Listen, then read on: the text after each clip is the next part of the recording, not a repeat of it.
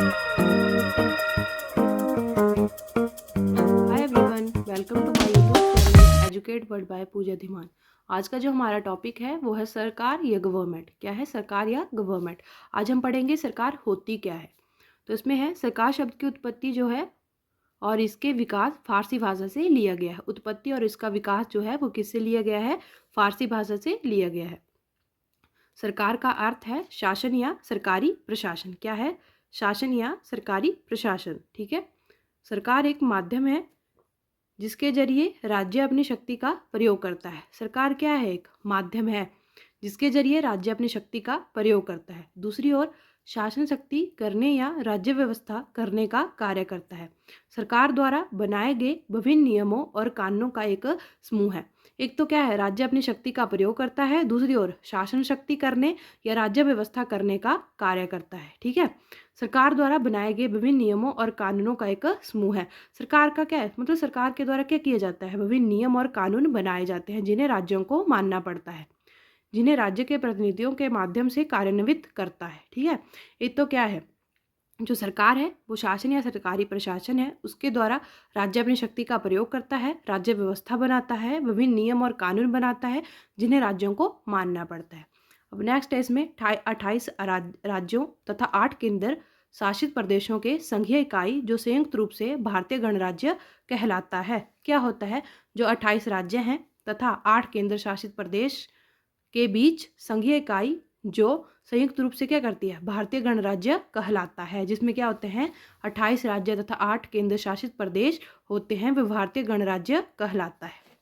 अब नेक्स्ट है कि जो सरकार है उसके उद्देश्य क्या है। सरकार के उद्देश्य होते क्या हैं? अब सरकार बनती है तो उसके उद्देश्य क्या है? मेन फोकस किस में है? ठीक है। सरकार का उद्देश्य अपने लोगों की एक तो रक्षा करना है और समाज को सुरक्षित रखना है। क्या है? लोगों की रक्षा करना और समाज को सुरक्षित रखना। पहला तो ये हो गया। सरकार की भूमिका में समाज को संगठित रखना भी शामिल है। एक तो लोगों की रक्षा करना हो गया, समाज को सुरक्षित रखना हो गया, नेक्स्ट आ गया इसमें कि समाज को संगठित रखना भी हो गया। सरकार की व्यवस्था और स्थिरता बनाए रखने में सक्षम होना चाहिए। जो सरकार है वो क्या? एक तो व्यवस्था बनाए रखे, जो व्यवस्था सरकार बना रही है वो क्या करे? स्थिर रहे, बनी रहे मतलब। ठीक है। अब नेक्स्ट है कि सरकार के उद्देश्य रोजगार सृजन, आर्थिक विकास और मूल्य स्थिरता है। एक तो हमने पढ़ा कि लोगों की रक्षा करना है, समाज को सुरक्षित रखना है, समाज को संगठित रखना है, ये उद्देश्य है सरकार के। और नेक्स्ट है कि क्या है? लोगों को रोजगार भी देना क्या है? सरकार का उद्देश्य है। आर्थिक विकास भी हो उनका और मूल्य स्थिरता भी हो। ठीक है। तो ये क्या हो गए? सरकार के उद्देश्य हो गए। अब नेक्स्ट है सरकार कौन बनाता है। ठीक है। सरकार राष्ट्रपति, उपराष्ट्रपति, कैबिनेट मंत्री और स्वतंत्र कार्यकारी एजेंसियां केंद्र सरकार की कार्यकारी शाखा बनाती है। कौन बनाता है? एक तो राष्ट्रपति हो गया, उपराष्ट्रपति हो गया, कैबिनेट मंत्री और स्वतंत्र कार्यकारी एजेंसियां केंद्र सरकार की कार्यकारी शाखा बनाती है। तो ये भी आपने ध्यान रखना है कि सरकार को कौन बनाता है। अब नेक्स्ट है भारत में कितनी सरकार है, मतलब कितनी सरकारें हैं। ठीक है। तो भारत में सरकार के 3 स्तर हैं। कितने स्तर हैं? केंद्र सरकार होगी, राज्य सरकार होगी और स्थानीय सरकार होगी। तो हमने ऊपर पढ़ा कि सरकार कौन बनाता है, भारत में कितनी सरकारें हैं। अब हम पढ़ेंगे कि भारत में सरकार कैसे बनती है। पहले आ गया कि सरकार कौन बनाता है, फिर आ गया कि भारत में कितनी सरकारें हैं, अब कैसे बनती है। ठीक है। एक निश्चित प्रक्रिया होती है, उसके तहत लोकसभा के चुनाव कराए जाते हैं। क्या होता है? लोकसभा के चुनाव करवाए जाते हैं और कुल 543 निर्वाचित सदस्य लोकसभा में चुनकर आते हैं। कितने सदस्य? 543 सदस्य। ठीक है। अब नेक्स्ट है कि राष्ट्रीय सरकार के गठन के लिए तो कम से कम कितने? 272 सदस्य का बहुमत होना आवश्यक है। जिस दल को बहुमत प्राप्त हो जाता है वह सरकार का गठन करता है। हमने पहले याद रखना है कि लोकसभा के चुनाव करवाए जाते हैं तो सरकार बनाने के लिए, उसमें से हमें कितने? 543 निर्वाचित सदस्य चुनकर आते हैं। ठीक है। उसमें से हमें कितने का बहुमत चाहिए? 272 का बहुमत चाहिए, मतलब होना चाहिए। ठीक है। जिस दल को बहुमत प्राप्त हो जाता है वो क्या है? वो सरकार का गठन करता है। तो ये ऐसे जो है वो सरकार बनती है। ठीक है। लोकसभा के चुनाव होते हैं, 543 निर्वाचित सदस्य लोकसभा में चुनकर आते हैं, उसमें से 272 का बहुमत चाहिए, जिस दल को बहुमत प्राप्त होता है वह सरकार का गठन करता है। नेक्स्ट है सरकार कानून और आदेश बनाकर सभी के बीच समानता सुनिश्चित करती है। अब क्या होता है, अब सरकार क्या करती है, कानून बनाती है। कानून में ये भी आएगा कि लोगों को क्या हो, समानता मिले, तो वो ये भी सुनिश्चित करती है कि मिल रही है कि नहीं मिल रही, और समाज में न्याय करती है। और क्या करती है, फिर न्याय करती है। ठीक है, सरकार को 25 जनवरी 1955 क्या किया, सरकार का गठन हुआ कब, 26 जनवरी 1950 को। अब नेक्स्ट है, सरकार की आवश्यकता कानून और व्यवस्था बनाए रखना है। अब क्या है, सरकार मतलब सरकार का जो उद्देश्य हो गया या महत्व या आवश्यकता क्या है, मतलब जो भी कानून और व्यवस्था है उसको बनाए रखना है सरकार की आवश्यकता। ठीक है, अब नेक्स्ट है सरकार के अंग। अब सरकार है तो अंग तो होंगे ही, जिसमें क्या हो, सभी कार्य हों। ठीक है, सरकार के कितने अंग हैं, 3 अंग होते हैं। कौन कौन से, विधायिका, कार्यपालिका और न्यायपालिका। 3 अंग कौन से हैं, विधायिका, कार्यपालिका और न्यायपालिका। आगे है, भारतीय संविधान के मुताबिक सरकार के ये तीनों अंग होते हैं। ठीक है, सरकार के इन तीनों अंगों को मिलकर काम करने से क्या होता है, लोकतंत्र मजबूत होता है। एक तो सरकार के 3 अंग होते हैं, कौन कौन से, विधायिका, कार्यपालिका और न्यायपालिका। इन तीनों क्या होता है, मतलब काम करते हैं तो क्या होता है, लोकतंत्र मजबूत होता है। अब नेक्स्ट है, सरकार के तीनों अंगों का काम क्या है। अब 3 अंग है तो इनका काम क्या है, सरकार के तीनों अंग मिलकर सरकार के विचार को पूरा करते हैं।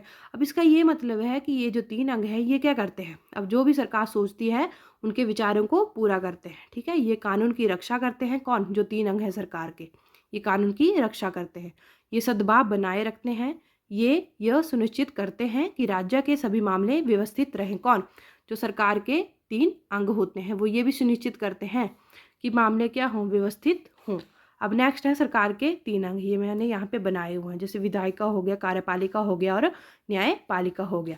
अब सबसे पहले हम पढ़ेंगे विधायिका के बारे में। ठीक है, कि क्या होती है। अब इसमें है, विधायिका किसी देश या राज्य की वह व्यवस्था या संस्था होती है जिसमें कानून बनाए जाते हैं। अब विधायिका में क्या किया जाता है, याद रखना आप, क्या किया जाता है, जिसमें कानून बनाए जाते हैं। किसमें, विधायिका में। ठीक है, जो सरकार के 3 अंगों में से एक है। ठीक है, विधायिका को विधानमंडल भी कहा जाता है। अब ये भी याद रखना है, भूलना नहीं है, विधायिका तो बोला जाता है लेकिन इसको एक और नाम से जाना जाता है, वो है विधानमंडल। और इसमें क्या किया जाता है, कानून को बनाया जाता है, जिसमें कानून बनाया जाता है।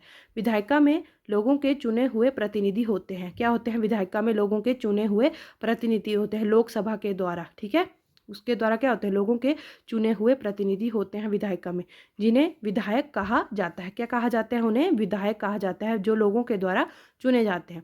इसमें आपने ध्यान रखना है कि जो विधायिका होती है जिसमें क्या किया जाता है, कानून बनाए जाते हैं।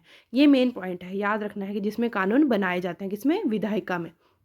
विधायक भी, और सेकंड पॉइंट इसमें ये है कि विधायिका को विधानमंडल भी कहा जाता है। ये भी बहुत इंपॉर्टेंट है, विधायिका और विधानमंडल। अगर विधानमंडल होगा तो भी यही है, विधायिका ही, और ये विधानमंडल। ठीक है, इसको ध्यान रखना कि इसको इस नाम से भी जाना जाता है। अब नेक्स्ट है कि विधायिका में लोगों के चुने हुए प्रतिनिधि होते हैं जिन्हें विधायक कहा जाता है। ठीक है, अब इसमें नेक्स्ट है, विधायिका के बारे में जरूरी बातें। ठीक है, अब हमने क्या पढ़ा कि विधायिका क्या होता है, उसमें क्या किया जाता है, कानून बनाए जाते हैं। ठीक है, और उसको विधानमंडल भी कहा जाता है। अब इसमें नेक्स्ट है, विधानमंडल में कानून बनाने, बदलने और हटाने का अधिकार होता है। अब विधानमंडल या विधायिका एक ही है। विधानमंडल में क्या होता है, एक तो कानून बनाए जा सकते हैं, बदले भी जा सकते हैं, हटाने का अधिकार भी किस में होता है, विधायिका में होता है। ध्यान रखें इस क्वेश्चन, मतलब याद रखें इसमें क्या होता है। विधानमंडल के द्वारा कानून बनाए जाते हैं, तो हमने पीछे भी पढ़ा। ठीक है, इसमें यह भी है कि अगर कानून बना है तो उसको बदला भी जा सकता है, उसको हटाया भी जा सकता है और उसको बनाया भी जा सकता है। ठीक है, इसके द्वारा कानून बनाए जाते हैं। विधायिका लोगों के प्रति जवाबदेही होती है। क्या होता है, विधायिका लोगों के प्रति क्या होती है, जवाबदेही होती है।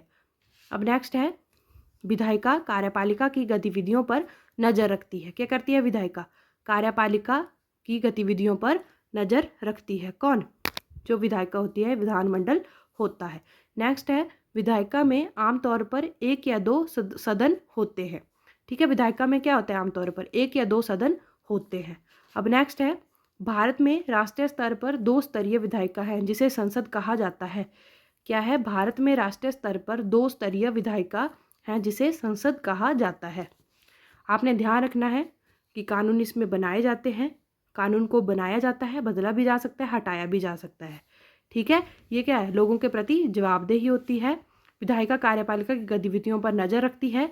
विधायिका में आमतौर पर 1 या 2 सदन होते हैं। भारत में राष्ट्रीय स्तर पर 2 स्तरीय विधायिका है, जिसे क्या कहा जाता है, संसद कहा जाता है। ठीक है, अब नेक्स्ट है विधायिका के कुछ काम। अब विधायिका के क्या होते हैं, कुछ काम होते हैं। ठीक है, फर्स्ट क्या होता है, बजट पारित करना। ध्यान रखना, ये क्वेश्चन भी इंपॉर्टेंट है कि जो विधायिका है अब उसके काम क्या है। एक तो बजट पारित करना है, लोक शिकायतों की सुनवाई करना है। एक तो बजट को क्या करना, पारित करना, जो लोगों की शिकायतें होती हैं उनको सुनना, विकास योजनाओं, राष्ट्रीय नीतियों और अंतर्राष्ट्रीय संबंधों पर चर्चा करना। जो विकास योजनाएं होती हैं, राष्ट्रीय नीतियां होती हैं, अंतर्राष्ट्रीय संबंधों पर क्या करना, चर्चा करना, किसका काम है, विधायिका का काम है। अब नेक्स्ट है संविधान में संशोधन करना। अब संविधान में संशोधन करने का मतलब है कि अगर किसी चीज़ को बदलना, वो भी किस में होता है, विधायिका में होता है। बहुत इंपॉर्टेंट है, याद रखना है। एक तो बजट पारित करना होता है, जो लोगों की शिकायतें होती हैं उनको सुनना होता है, विकास योजनाओं, राष्ट्रीय नीतियों और अंतर्राष्ट्रीय संबंधों पर चर्चा करना होता है। अगर संविधान में कोई मतलब संशोधन करना हो, कुछ चीज़ों को बदलना हो, वो भी विधायिका में ही होता है। ठीक है, अब नेक्स्ट है जो संसद है। ठीक है, क्या होता है, भारत में राष्ट्रीय स्तर पर 2 स्तरीय विधायिका हैं, जिसे संसद कहा जाता है। संसद में क्या क्या चीज़ें आती है, लोकसभा आती है, राज्यसभा आती है। ठीक है, तो इसे क्या कहा जाता है, संसद भी कहा जाता है।